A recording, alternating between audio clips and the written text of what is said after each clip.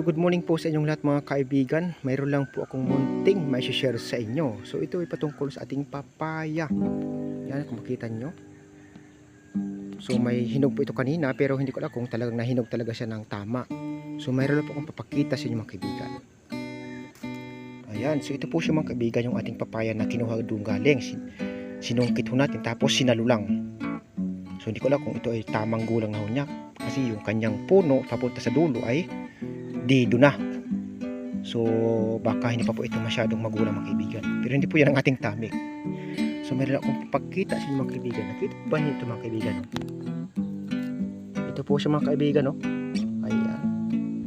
Para makita ho nito. Ayan po siya. Ayan. So ito po mga kaibigan ay sa papaya. Nakadikit po siya mga kaibigan. Hindi ko lang kung ano ito.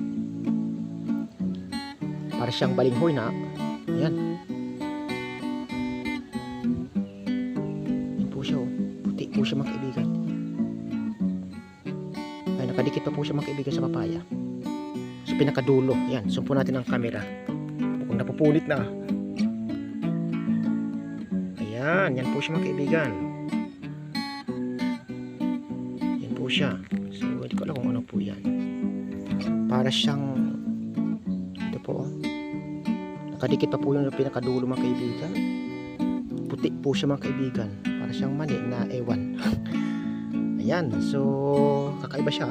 Meron siyang laman na ganito itong ating papaya. So hindi ko lang kung ano ho yun. Buto ho siguro. So kung alam nyo, mag-comment po kayo para malaman ko kung ano ho siya. Buto ho ba siya ng papaya? Ayan. So yan lang po mga kaibigan ang aking munting video. Kung nagustuhan po niyo aking video, po niyong kalimutang mag-like, mag-share at higit sa lahat mag-subscribe para lagi pa rin po kayo update sa mga susunod kong video na i-upload. God bless us all mga kaibigan. Bye bye you. Chewing.